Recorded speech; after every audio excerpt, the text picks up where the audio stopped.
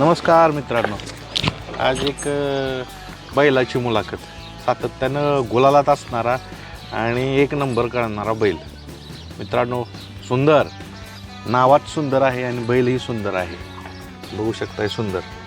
तुमचं नाव काय? माझं नाव तात्यासाहेब कचरेवाडी. मित्रांनो, या व्हिडिओला लाईक करा व सँडी आणि यादव बैलगाडा शर्यत या चॅनलला सबस्क्राईब करून जी घंटा दिसते ना तिथे क्लिक करा आणि त्यानंतर ऑलवर नक्की क्लिक करा आणि सगळ्यात पहिल्यांदा व्हिडिओ पहा. कुठनं घेतलाय हा सुंदर? शो बैल विजापूर यात्रेतनं खरेदी घेतलेला होता. विजापूर? हां, कर्नाटकमध्ये. बरं. घेताना काय बघितलं? कारण कसं आहे, तुमचा खरेदी विक्रीचाच व्यवसाय आहे. हो, घेताना म्हणजे ह्यो बैल असताना गाजरी खिलार म्हणून आहे. खिल्लारमधला जे एक प्रकार आहे ह्यो गाजरी खिलार आहे. बैल नक्या चारी गाजरी आहे, त्याच्या नाकोडी गाजरी, बोहोया गाजऱ्या, शिंग गाजरी, ह्यो गाजरी खिलार म्हणायचे याला. बरं. गाजरी खिलार आहे म्हणून घेतला का? हो. बरं. काय वैशिष्ट्य आहे ते ह्या जातीचं? शो जातीचं वैशिष्ट्य म्हणजे कसं आहे, काय जण म्हणते ते यायला गाजरी नक्की असल्यावर पळत नाही काय नाही, पण माझ्या डोळ्यासमोर एक दोन बैल पळालेली आहे ती गाजरी खिलार. नावं सांगा. शिव आमच्या इथला माहेश्रचा पहिला थैमान बैल बाबा ठावरेंचा पळत होता. ते पूर्ण गाजऱ्या पायाला नक्कीला गाजरा होता, गाजराच बैल होता. त्यामुळं त्यो बैलाच्या हिशोबावर तो बैल घेतलेला होता. पण मला ह्या बैलाकडे बघून एकदम लहानपण आठवलं. मी लहानपण ज्यावेळेस बैलगाड्या बघायचो त्यावेळेस एक नाव चर्चेत असायचं, शिवराज ट्रॅव्हल पुसेगाव. त्यांचा सुंदर तसाच मला वाटला. सुंदर. हो, तो सुंदर बी आपल्या माहेश्रमधनंच एक वाघमड्यांचा बैल होता. तो वाघमड्यांनी घमा पैलवान वाघमड्यांनी त्यांना दिलता. तो सुंदर बी तसाच होता आणि त्याच्यामुळे नाव आपण सुंदर ठेवलेलं आहे. बरं. सुंदर जसा दिसाय सुंदर, पळण्यातही सुंदर. आत्तापर्यंत किती एक नंबर केलेत? आत्तापर्यंत एक 14 ते 15 एक नंबर आहे लगातार त्याची. बरं, छान एकदम. आता 14 एक नंबर म्हणताय, मोठी मोठी कुठली मैदान झालेत ठळकपणे ती नावं सांगा. एक नंबरचे आता कालचं माहेश्रचं झालेलं, परत ना त्या दिवशी कोरेगावला झालेलं, त्याच्या आधी वडूजला एक खेळलो, परत ना माहेश्रजमध्ये एक 4 मैदानं, परत ना कोरेश्वर केसरी बारामतीला होतं, तिथं अर्जुनसोबत एक नंबर झालेला आहे. म्हणजे चांगल्या चांगल्या मोठ्या मैदानात एक नंबर झालेला आहे. दाताला कसं आता? दाताला दुसरा आहे आता. दुसरा आहे. हो. आता जसं मी थोडासा उल्लेख केला की तुमचा वासरं घेणं आणि विकणं, खरेदी विक्रीचा व्यवसाय किती वर्ष झालं करताय? शो खरेदी विक्रीचा व्यवसाय आज लगातार एक 5-6 वर्ष झाले चालू आहे. किती वासरं विकलेत आत्तापर्यंत? आत्तापर्यंत एक 1000 वासरं विकला असेल. 1000? हो. अरे बापरे, जबरदस्त. कारण जर पाहिलं माळशिरसचं म्हणतो आपण, खरेदी विक्रीचं हवं आहे. अनेक भागातून जे पळणारी बैल आहेत माळशिरसमधून जातात. आता तुम्ही 1000 वासरं विकली, त्यातलं एखादं वासरू आता ही ठेवलं समजा, पण त्याच्या अगोदर नाही, शिवबीत ठेवलं म्हणजे आपण अजय शेठ भरत पाटील दापोडे भिवंडी यांना ह्यो दिलेला आहे बैल. दिलेलं आहे. बरं. हां, पण ह्यो बैल आपण लहानपणापासून घडविलेला आहे आणि त्यांना एक आपण रोमन म्हणून बैल दिलता. ते इथं आमच्या इथं पळायला आलते माहेश्रीच्या बैलपोळे या मैदानाला. मग अचानक ती काय द्यायचं त्यांचं ही येतो नव्हता, आपला बी द्यायचा येतो नव्हता, पण ते अचानक आले आणि त्यांना बैल पसंत पडला. मग आपण ते त्यांना हे त्या मैदानात आपल्या माहेश्रीच्या मैदानात त्यांनी पळालेला बघितला की तिथं संध्याकाळी व्यवहार केला. पण व्यवहार केल्यानंतर तो बैल आपल्यापाशी ठेवायला हे केला आणि आपण म्हणजे व्यवहारात करतानाच ठरले असं की बैल इथं ठेवायचा, अजय शेठ भरत पाटील दापोडे यांच्या नावं पळवायचा, दोघांच्या आमच्या. आता थोडं काय काय गोष्टी सांगा. समजा 1000 बैल वासरं विकली, तर त्यातली ठळक कुठली वासरं आहेत आत्ता पळतात? ठळक आता चालूला आनंदापा रेटरीपाशी एक राजा पळतोय, पवन यादव पित्री लायवालेपाशी एक राजा पळतोय, पुण्यामध्ये लारा म्हणून एक पळतोय, आणि घाटात माझी वासरे घाटात जास्त गेलेली आहे ती. बरं. कुठनं आणता ही वासरं? कारण ही वासरं शोधावी लागणार, अशी एका ठिकाणी तर नाही भेटणार. तर ही वासरं तुम्ही कुठनं? वासरं घरगुती फिरून काय घेतो आणि यात्रेतनं बी. आता कर्नाटक यात्रा आहे, उमदीची यात्रा आहे, आयगळीची यात्रा झाली, पिलीव यात्रा झाली, करगण यात्रा झाली, अशी यात्रेतनं बी खरेदी करतो काय वासरं. सगळ्यात हायस्ट किमतीचं कुठलं वासरू घेतलं आहे? हायेस्ट किमतीचं तसं काय आता चालूच असते ती 1 लाखापर्यंत खरेदीला आपण जत्रेत हायेस्ट एक वासरू घेतलं होतं. आणि विकली हायेस्ट कितीला? हायेस्ट विक्री बी 10 लाखापर्यंत झाली आतापर्यंत. बर, हो चांगला व्यवसाय आहे की हा. हो. पण आता हा बैल तुमच्या खरेदी विक्रीतून सांगितलं की हा बैल एका तुमच्या शेठ, नाव सांगा त्यांचं. अजय शेठ भरत पाटील दापोडा भिवंडी. अजय शेठ यांनी घेतल्यानंतर परत तुमच्याकडे दिला सांभाळण्यासाठी. हो, नाही बैलच त्यांनी अजून मुंबईला नेलेला नाही. बर, जशी खरेदी झालेली आहे तसा हिथंच आहे तो आणि हिथंच तो राहणार आहे. जोपर्यंत इथं आपण पळवतोय तोपर्यंत हिथंच पळणार आहे तो बैल. आता पळवण्याचा उल्लेख झाला तर सगळ्यात महत्त्वाचं असतं की ती आत्ता समजा तुम्ही एका मोठ्या मैदानात नंबर घेतला तर खालून सुरुवात करावी लागते. तर पहिल्यांदा पळवताना काय अडचण येते सगळ्यात मोठी? म्हणजे गुलालात पहिल्यांदा जायचं असं. पहिल्यांदा पळवताना आता आपला बैल चांगलाच पळत असतो, आपण घडवलेला असतो तयार करताना, पण त्यासाठी पायऱ्याची अडचण भरपूर येते. मग पायऱ्याची अडचण आली की ती सुरुवातीला वायदी द्यावंच लागते. द्यावंच लागते. 100% आपला जरी बैल पळत असला तरी चर्चेत येण्यासाठी सुरुवातीला वायदी द्यावंच लागते. तुम्ही किती दिली वायदी? मी पहिल्यांदा वायदी 50,000 पर्यंत दिली ह्याला. बरं, घेतली का मग पळायला लागला की? वायदी नाही घेतली, कारण आता बैल चर्चेत आल्यापासून वायदी घ्यायचा विषय येत नाही ना. आपला बैल पळत होता पण असं लोकांना माहीत नव्हता की आपला बैल बाबा एवढा पळतोय. मग जिथून चर्चेत आला तिथून काय वायदी द्यायचा विषय आला नाही परत ना. काय मानसिकता आहे वायदी न घेण्याची? वायदी घ्यायची कारण नाही, आपण त्यातनं एक ह्याच्यातनं आलोय वायदीच्या ह्याच्यातनं. आपल्याला माहित आहे बैल घडवताना किती त्रास आहे, त्याला किती त्रास सहन करून वर जावं लागतंय आणि त्याच्यामुळं आपण वायदी देताना आपल्याला भरपूर यातना झाले ते, त्यामुळे आपण वायदी घ्यायचीच नाही कोणाकडं. तुम्ही म्हणताय खूप त्रास घडवताना होतो. हो, नक्की काय त्रास होतो? समजा एक वासरू आहे, त्रास म्हणजे आता हे वासरू नवीन असताना त्याला सुरुवातीला आणलंय बाबा, ते झोपलेलं नसतंय, त्याला छकड्याला झोपायचं असतंय. छकड्याला झोपल्यानंतर त्याला गोडी संगट फेरा काढायचा असतो. गोडी संगट फेरा काढल्यानंतर परत ना बैलात फेरा काढायचा असतो. बैलात फेरा काढल्यानंतर त्याला पवनी द्यायची, थोडा व्यायाम देत असं नंतर मग बैल मैदानात काढायचा असतो. एक आज घेतल्यापासून 2 महिने तर त्याला बैल आज घेतला आपण ही झोपायला आलेल्या मापाचा जर घेतला तर हे 2 महिने मैदानात 2-3 महिने मैदानात काढायला जाते.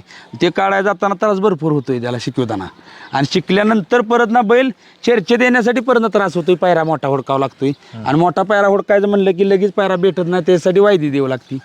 ज्यावेळेस एखादा मोठ्या आपण बैल म्हणतो नामांकित बैलाकडे पायरा मागता, आपला बैल पळत असतो, तर नकार कशा पद्धतीने दिला जातो? का सरळ सांगितलं जातं नाही पळायचं किंवा काय? नाही, नकार कसं होतंय, आज आपला बैल पळतोय त्याच्यामुळे नकार नाही, पायरा झालाय, आयला आमचं नियोजन झालंय, एवढाच उत्तर येतंय. नाही म्हटलं जात नाही का सरळ? नाही म्हटलं जात नाही. आता आपला बैल पळतोय त्यापासून नाही म्हणत नाही ती, फक्त विषय काय की आयला पायरा आमचा झालाय, पुढचं नियोजन करू, एवढाच विषय आता झालेला आहे. ठीक आहे, गुलाला सातत्यानं राहतोय. कुणाबरोबर पळायची इच्छा आहे? कुठल्या बैलाबरोबर ह्याची गाडी चांगली पळेल तुमचं निरीक्षण आहे? गाडी ह्याची आपल्या मनोहर चव्हाणच्या लखन सगळं माझी पळायची इच्छा आहे. लखन आणि आज ते बी मित्रच आहेत आपले, हां, त्यांना बी आपण एक वासरू लखन म्हणून छोटा लखन आपल्यापासून पळते दिलेला आहे, त्यांच्या संगडी एकदा इच्छा आहे पळायची. अजून परत ना मोठ्या बैलात म्हणलं तर अंबरनाथचा बादल, परत ना आपल्या साखरवाडीचा बावऱ्या, राहुलबाईचा मथुर, एक 4-5 बैलात पळायची इच्छा आहे अजून. ठीक आहे, ते साध्य होईल. कारण जर एवढ्या मैदानात जर एक नंबर करत असेल आणि पळाच्या जीवावर त्यानं सगळी दुनिया तुम्हाला दाखवली असेल तर तेही साध्य होईल. आता मला सगळ्यात महत्त्वाच्या पैलूकडं वळायचं आणि ह्याच्याविषयी सविस्तर सांगा की ज्यावेळेस आपला बैल पळतोय त्यावेळेस सगळी परिस्थिती हळूहळू बदलत जाते. तर आता तुम्ही सांगितलं की पहिल्यांदा अडचण आली, पैरे दिले नाहीत, तर तो हळूवार बदल कसा होतो? म्हणजे समजा अचानकच बदललं जातं बैलगाड्यात का आपला हळूवार? नाही, अचानक कधीच बैल उमटू शकत नाही. बैल हळूहळूच वर जाऊ शकतो. अचानक बैल कसं आहे, आता अचानक आपण आज एक मैदानात केलं आणि परत नाही एक नंबर होऊ शकत. ते बैलाला कसं असतं, बैलाला बैल भेटला चांगला तरच तो हळूहळू बैल, आता ह्या पायऱ्याला आजच्या मैदानात बाबा एक बैल चांगला भेटला, त्याच्या पुढच्या मैदानात बैल चांगला भेटला तरच 1-2 होऊ शकतो. पण बदल हळूहळू होऊ शकतो, अचानक बदल होऊ शकत मी नाही. माणसांच्यात म्हणतोय, तुम्ही सांगितलं बैलाचं, पण माणसांच्यात आपण स्पेशली म्हणून जे बैलगाडी मालक आहेत आसपास नियोजन करणारे, हा, माणसांच्यात अचानक बदल होणार ना. आता बैल काल 1 नंबर केलाय, 100% आता माणसांचं डोळं उघडले की बाबा ह्यो बैल पळतोय, 100% त्यांना ज्यांना आपण बैल मागितले ते बैल आता फोन करणार ना आपल्याला. ऑटोमॅटिक बैलगाड्यात सिद्धच करावं लागतं आणि सुंदरनं सिद्ध केलं करून म्हणून- दाखवलं. म्हणून ते पैरे येतात. आता कुठनं पळतोय हा सुंदर? ह्यो सुंदर दोन्ही खांदी आतून पळतो. प्रामाणिक सांगताय, बाहेर पळत प्रमाणे नाही? नाही पळत बैल. नाही ना. जे आहे त्याला कसं आहे, हां.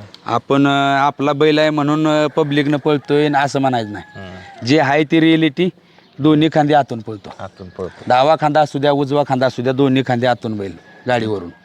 आता काय मैदानात तुम्ही सांगितलं जातं की पैरे आपण करूया, पण अचानक कॅन्सल शब्द वापरला जातो, आपण परत पळूया.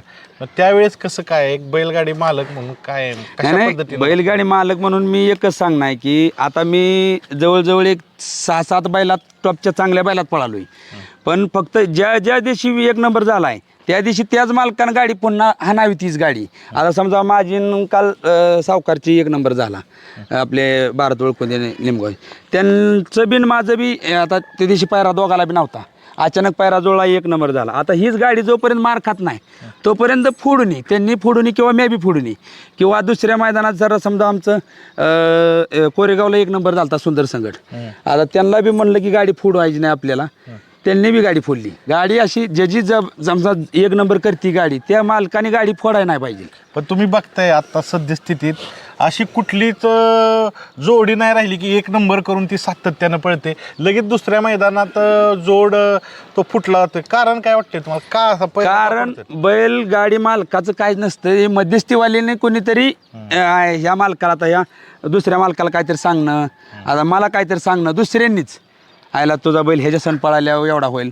पण जी गाडी आता समजा काल आमची 1 नंबर झाली गाडी, ही गाडी जोपर्यंत मार खात नाही तोपर्यंत हीच गाडी पळवली पाहिजे. हे प्रत्येक बैलगाडी मालकानं असं केलं पाहिजे.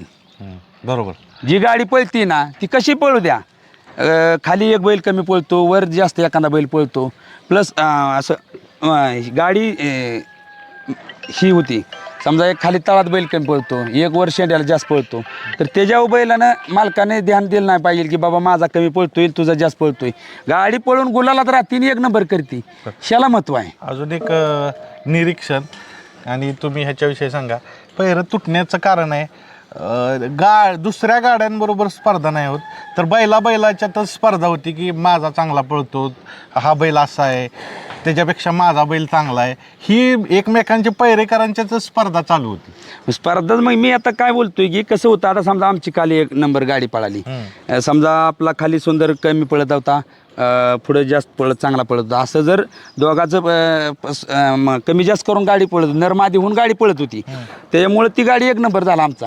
तशी जी सातत्यानं आता ही गाडी फुटाय नाही पाहिजे आमच्या दोघांची. आता कंटिन्यू पळणार का गाडी? का ते जे तुम्ही सांगताय तेच तुमच्या परत नाही पळणार ना आमची गाडी, हीच गाडी पळणार 100%, काय अडचण नाही. बरं. आता वेगळ्या विषयाकडं तुमच्या व्यवसायाच्या रिलेटेड काय गोष्टी आपल्याला बोलायचे. कसं आहे, बैलगाडीत सगळ्यात मोठा व्यवसाय खरेदी विक्रीचा चालू आहे, कारण मोठ्या प्रमाणावर बैलगाडी शर्यत पोचलेली आहे, जगभरात बघितलं जातं. तर हा व्यवसाय तरुण म्हणून चांगला आहे बाकी गोष्टी करण्यापेक्षा, काय तुम्हाला वाटतंय बैलगाड्यातील खरेदी विक्री? बैलगाडी खरेदी विक्रीचा व्यवसाय कसा आहे माहिती आहे का, आता तरुण पिढी जास्त उतरली ह्याच्यात. आता आमच्यासारखी तरुण पिढी जास्त उतरल्यामुळं प्रत्येकाला वाटतंय मी वासरू घ्यायचं, शर्यत खेळायची. पण जर आपलं वासरू आता समजा एक खरेदी घेतलं, ती वासरू त्याच पट्टीत पळते का ती बघितलं पाहिजे आधी, आणि समजा त्या पट्टीत पळत नसेल तर त्याला लगेच विकलं पाहिजे, दुसरं वासरू घेतलं पाहिजे. किंवा व्यवसाय करायचं म्हणलं तर ही वासरू आणले, आता हे सुंदर मी खरेदी घेतला पण माझ्यापाशी शेटला विकला, मी का विकला की माझा व्यवसाय आहे, दुसरा नवीन तयार करायचा सुंदर. मग अशा पद्धतीनं कुठल्या व्यवसायवाल्यानं जरी म्हणलं तरी किंवा तरुण पिढीनं म्हणलं यात उतरलं तरी बैल विकला पाहिजे. बैल विकायचं का विकला पाहिजे की आज आपण नवीन घडामोडी जरी काय झाल्या तर आपण ह्याच व्यवसायावर नवीन घडामोडी करतोय ना. आता ह्यात उतरलो म्हणजे ह्याच व्यवसाय घडामोडी करू शकतोय. जर एकच बैल आपण ठेवला तर आपली नवीन घडामोडी होणार नाही ना, म्हणजे लक्ष राहणार नाही का, एका बैलावरच लक्ष जाणार, बाकीच्या खरेदी विक्रीकडं थोडं दुर्लक्ष होणार.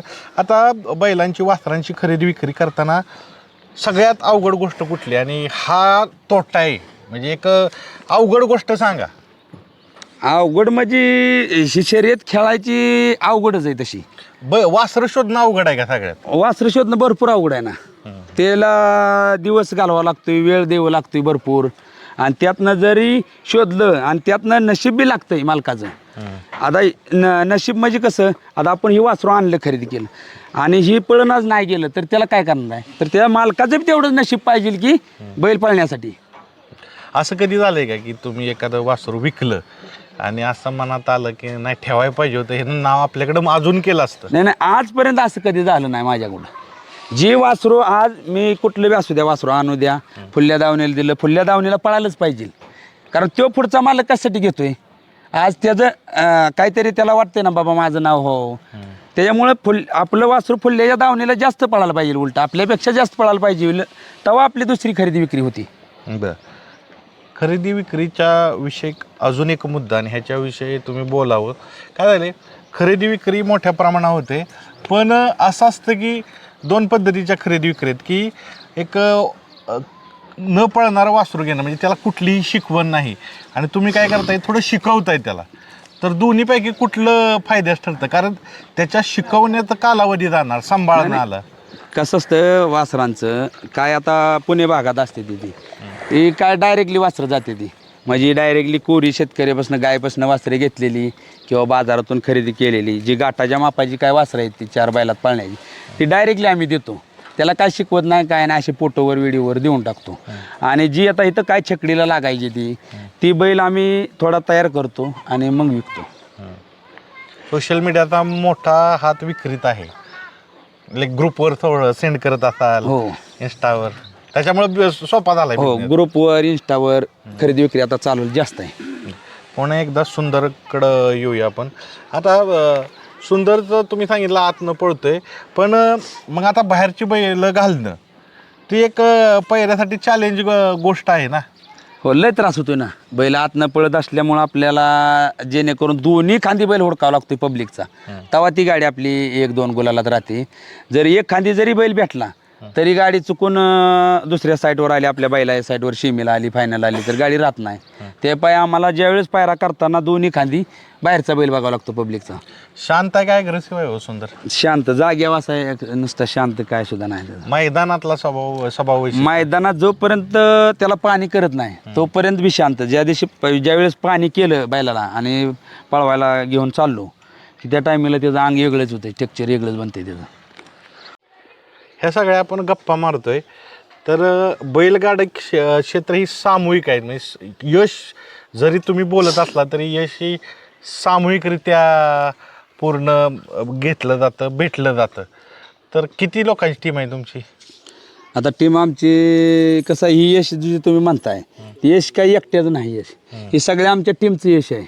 आज टीमच्या ह्याच्या पाठीमागची टीम आहे, जवळ एक 15-20 जणांची टीम आहे आमची, आणि ती आम्हाला म्हणजे आपले व्यापारात पार्टनर बी आहेत की ह्याच्यात बी व्यवसायात. आणि ही टीम आता मैदानात जर जायचं म्हणलं तर टीम लागते. टीम म्हणलं तर त्यात सुट्टी मेकर 1-2-3 आले, खाली सोडणारे, वर धरणारे तितकेच महत्त्वाचे आहेत 2-3, ड्रायव्हर तेवढाच महत्त्वाचा आहे. त्याच्यामुळे ही जेवढी आमची टीम आहे ती घरची टीम आहे सगळी, आणि त्या टीममुळेच हे साध्य झाले आज कालचं यश आहे. बरं, आता समजा एखादं मोठं बक्षीस भेटलं 2 लाख, तर त्यांच्यात वाटप कसं होतं? ती काय आपलं घेतच नाही प्रेमानं काय आपल्या सकुशीने काय टीमला पण द्यावं लागतं. हो, द्यावं लागतं ना त्यांना, कारण दिवस आपल्या बरोबर घालवतात. आज त्यांचं कामधंदा सोडून ती आपल्या संगडी येते, ती त्यांना बी दिलं पाहिजे. तर प्रत्येक बैलगाडी मालकानं, सुट्टी मेकरला, पुढच्याच धरणाऱ्यांना, सोडणाऱ्यांना सगळ्यालाच पैसे दिले पाहिजे. ते त्यातून सगळ्याचा त्यांचा बी वाटा आहे. बरं, आपल्या एकट्याचा वाटा असं नाही ना. ती आज ती आबाते कशासाठी आबाते ती, आज त्यांच्यामुळे बैल कमी सुटला तर गाडी आपली फॉल होऊ शकते, काही होऊ शकते. सुट्टी मेकरवर तर सगळा खेळ आहे. बरं, तर थांबावायचं, बैल तर आहे, तुमची टीम आहे इथं, मुलाखत बघते, ओळख सांगा या. ही काय करते, ह्यांची काय ओळख आहे? हे आपलं भाऊच आहे ते. काय करतात ते? शुभम कचरे शेतीच करतात.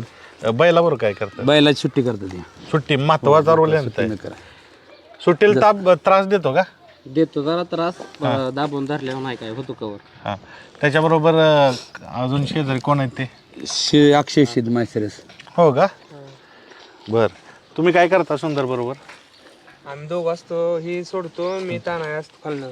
हा म्हणजे कमी असल्यामुळं हा ते बरोबर काढून द्यायला माझ्याकडे असतं. ह्यांचा मोठा हिस्सा आहे, कारण जर तुम्ही म्हणता कालच्या एक नंबरचा खरा असा किस्सा ह्यांचा लय मोठा आहे यातला म्हणजे हिस्सा. मेन कारण शेणने जर बैल ताणला नसता फायनलला, बैल आपल्याला थोडे खालनं तळाला सुट्टीला कमी आहे, जर काल ताणत नव्हते आणि त्या ताणण्याच्या मागं बघितलेलं नाही ह्यांनी काल, तर मागं न बघितल्यामुळं शेजारची गाडी 6 नंबर तासाची गाडी पूर्णपणे ह्यांच्या अंगावर एवढं आली. दक्ष राहावं लागते. शेजारची गाडी नुसतं आपल्या गाडीकडे लक्ष नाही. नाही नाही, शेजारच्या गाडीला लक्ष द्यावं लागतं. गाडी काय झालं, बैल तासाकडे चालला म्हणून मी गाडीच बघितली नाही मागली. मी बैलात जाऊन थोपा लावल्या. पण किती अवघड आहे बघा. आपल्याला फक्त 1 नंबर दिसतो किंवा बाकी सगळा गुलाल दिसतो, पण एवढं मागं टीम असते. अजून काय काय आहेत? हे असतील, हे काय करतात? मेवर असतो बैल धरायला. सगळ्यात महत्त्वाचं, आणि मी ह्यांचं मित्रांनो अभिनंदन का करतो, जसं आपण म्हणतो की गाडी सुटल्यानंतर यश ठरत असतं, पण यश ज्या वेळेस ठरतं आणि पुढं जे काही अडथळा असतात तर बैल धरणारी खूप महत्त्वाचे आहेत. तर जेवढेही बैलगाडी क्षेत्रात समोर फाटीवर जे बैल धराय असतात ना, त्यांना खरंच मानाचा मुजरा आहे, कारण त्यांच्यामुळं बैल व्यवस्थित राहतात. पुढं अवघड आहे का धराय? पुढं नाही जरा कसं आहे, आता जागा नसते त्यामुळं लोक वाहनही फारच जवळ लावतात. त्यामुळे जागा अपुर असल्यामुळे आमच्या बैला लागले ना तो का त्या एका मैदानात, त्यामुळे मी लांब असतो बाबा बैल जिथे. काय हो सांगाल पुढचं? आता कसं बघेल ती प्रेक्षक वर्ग किंवा सगळ्या गोष्टी अशा आहेत की बैलाकडं कसा पळतो ह्याकडं लक्ष असतं, पण तुम्हाला बैल कुठं जातोय सीमारेषा पार केल्यानंतर बैलाला धरणं, आणि ती खूप डेअरिंगचं काम आहे, कारण स्पीड जादा आहे. त्यामुळं गाड्या पण अंगावर येतात भरपूर, पण बैल शाना असल्यामुळं राहतो उभा पुढं आल्यावर. लक्ष फक्त आपल्याच गाडीवर ठेवावं लागतं का शेजारच्या बी? सगळे बघावं लागतात, नाही तर दुसरे पण गाड्या आपल्या अंगावर येऊ शकतात. कारण गाडी जर आपली पुढे 1 नंबरला आली तर बाकीच्या सगळ्या मागणं गाड्या येतात. तुमचं नाव काय? मानवदास गोरे. मित्रांनो, भानुदासजी हे फक्त प्रतीक आहेत एका बैलाचे. असे बैलगाडी क्षेत्रात सगळ्या बैलांची जी पुढं बैलांना धरतात, खरंच मोठं काम करतात. आणि मी आवर्जून प्रत्येकाला विनंती करतो, प्रत्येक मालकांना, की अशा लोकांना पुढं आणा. चला अजून काय काय गप्पा गोष्टी मारूया आपण. या, पळण्याची शैली कशी आहे? सुरुवातीपासून स्पीड आहे का तोंडाला जादा स्पीड आहे? खालून थोडं कमी स्पीड आहे तळातून, पण तोंडाला जास्त स्पीड आहे. यश सगळं बदलवतं. तुम्ही ऑलरेडी यशस्वी तुमच्या व्यवसायात आहात. बैलगाडी मालक म्हणून गुलाल भेटवणं अवघड आहे. म्हणजे ती जसं आपण बघितलं की त्याच्या अंगावर यप आहे. हे यप भेटवण्यासाठी काय सांगाल? कशा पद्धतीनं बैलगाडा शर्यतीकडं मालकांनी बघावं? नाही, त्याच्यासाठी लय कष्ट घ्यावं लागते, भरपूर कष्ट घ्यावं काय लागते. कष्ट घ्यायचं? काय कष्ट म्हणजे भरपूर कष्ट घ्यावं लागते त्याच्यासाठी. तुम्हाला सांगतो, पायऱ्या बाबतीत अडचणी येते द्याय. तुम्हाला सांगतो, बैल गाढवायला अडचणी येते द्या. आता काय बैल गाढवायचं म्हणलं तर बैल 60 लाखाचा घेतला आणि घरी आणून बांधला तरी बी तो बैल पळू शकत नाही. त्याला जोपासला बी त्याच पट्टीत पाहिजे. खुराक, त्याचं वैरण, खाद्य सगळं व्यवस्थित बघितलं पाहिजे. त्याचा व्यायाम व्यवस्थित दिला पाहिजे. नुसता बैल आणून 61 लाखाचा घेतला, 60 लाखाचा घेतला तरी बी बैल ती पळू शकत नाही. त्याला त्या पट्टीत त्याचा व्यायाम आणि त्या पट्टीत त्याचा खुराक द्यावा लागतोय, त्याला वेळ द्यावा लागतोय. खुराक तर सगळीच देणार ना, शेवटी आपल्या घरात तर ती लक्ष्मी येते, त्याला तर सगळीच खुराक देणार. अहो, पण त्याच्या time- व्यतिरिक्त काय करायचं? त्याच्या व्यतिरिक्त तर काय व्यायामच दुसरं काय व्यतिरिक्त? व्यायाम बी सगळी घेतात. अशी एक गोष्ट सांगा की तुम्हाला ह्या पूर्ण बैलगाडीच्या क्षेत्रात कळली आहे एक तरुण म्हणून की ही गोष्ट पाहिजे, ही असली की यश आहे. यश मग नीतिमत्ता साफ पाहिजे आपली, आणि संयम पाहिजे. संयम माणसाने ठेवला पाहिजे. जास्त दिवस बैल संयम आपण ठेवला तर जास्त दिवस पाळणार बैल. किती दिवसाच्या गॅपनं काढता? ह्याला एक 10-12 दिवसांनी काढतोय बाहेर आम्ही. आता तर मैदानं सलग आहेत. नाही, सलग असले तरी बी पण आपण नाही ना काढत सलग मैदानात. आता आम्ही 24 तारखेला पळालो होतो, काल 8 तारखेला पळालो. उन्हाचा प्रभाव म्हणजे आता महत्त्वाचा पहिलं ह्याच्याविषयी बोला. आता उन्हाळ्याचे दिवस चालू आहेत, मार्च महिन्यात असला तरी उन्हाची तीव्रता जादा आहे. तर त्या तीव्रतेत काय सांगाल की बैलांचे एकंदरीत शारीरिक स्वास्थ्य ह्याच्याविषयी काय सांगाल? उन्हाची तीव्रता आहे, आपण उभं राहू शकत नाही 5 मिनटं, त्यात पळवलं जातं सलग दिवस. नाही बैलगाडी मालकाने काय केलं पाहिजे, देशी बैल असू द्या नाहीतर मैसुरी बैल असू द्या, एक 8 दिवसाच्या गॅपनं पळवला पाहिजे बैल.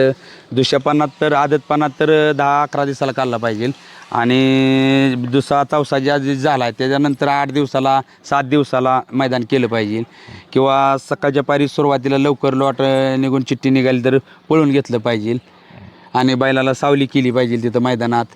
बैलाचे टेम्परेचर चेक केलं पाहिजे, बैल कसा फ्रेश आहे का, धाप देतोय का, काय करतोय का, उन्हाच्या तेवढ्यानं मगच ताणला पाहिजे. चांगला मुद्दा सांगताय की मैदानातली स्थिती कशी आहे, किती टेम्परेचर आहे हे चेक केलं पाहिजे. कारण काय काय बैलगाडी मालक असं आहेत की उघड्यावर बैल बांधतात ह्या उन्हाची.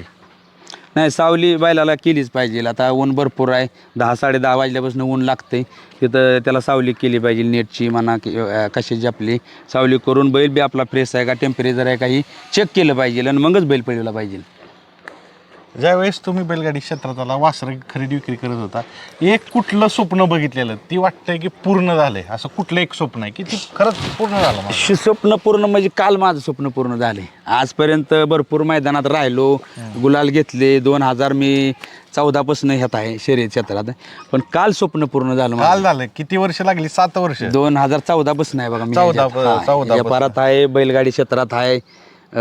गट काढायचो, सीमेला मार खायचो, 2 महिन्यातनं फायनलला राहायचो, कुठंतरी राहायचो, पण ह्या सुंदरनं स्वप्न पूर्ण केलं भरपूर. आणि काल स्वप्न पूर्ण म्हणजे कसं, आज आता भरपूर भागात रोज जातोय आपण, व्यापाराला जातोय म्हणा, शर्यतीला जातोय अड्ड्याला, पण गावात 1 नंबर करणं, गावच्या अड्ड्यात मायसरमध्ये आमचं गाव आहे, गावच्या अड्ड्यात 1 नंबर करून दाखवलं सुंदरनं, ह्यातलं स्वप्न मोठं आहे. आणि असं स्वप्न की पायरा नसताना पायरा बरेच जणाला मागितला, बैल 1 नंबर करत होता तरी बी बैलाला पैरे दिले नाही. ती काही जणांची बुकिंग झाली, आमचा पायरा मोडल्यामुळं पायरा आम्हाला मिळाला नाही. पैरे भरपूर भेटलं असतं, पण विषय काय झाला की आमचा एक अचानक पायरा मोडला आणि त्याच्यानंतर बैल भेटेना. मग सगळ्या जणाला बैल मागितला पण बैल भेटला नाही. मग आपल्या लिमगावच्या भारत ओळखून त्यांचा सावकारचा आमचा पायरा झाला, अचानक पायरा झाला 6 तारखेला आणि बैलाने ते सिद्ध करून दाखवलं, 1 नंबर करून दाखवलं आणि आपलं स्वप्न पूर्ण केलं. तर वा, 2 गरजू माणसं कुठलीही ती गरज पूर्ण करू शकतात. दोघंही गरजू होता आणि ते दोघांची गरज बैलांनी पळून सिद्ध केली. आणि जसं सांगितलं की मित्रांनो, एक स्वप्न बघितलं, गावच्या अड्ड्यात आपण जिथं राहतो त्या परिसरात 1 नंबर करावा. आता 1 नंबर केलेला आहे. आता पुढचा प्रवास चालू आहे. यश मिळवणं सोपं, ते अबाधित ठेवणं. तर अबाधित ठेवण्यासाठी त्यांना प्रेरणा मिळो, सुंदर असाच पळो आणि कायम गुलालात राहू. काय सांगाल जाता जाता? काय नाही, हेच तुमच्या सगळ्यांचे आशीर्वाद आहेत. त्याच्या पायी बैल चांगला पळाला काल बी आणि इथून पुढं बी पळावा, एवढंच आपले तुमचा आशीर्वाद बाद झाला आम्हाला. धन्यवाद मित्रांनो. सुंदर. आणि तुमचं नाव सांगा? तात्यासाहेब कचरेवाडी. कचरेवाडी. चालेल, ऑल द बेस्ट. धन्यवाद.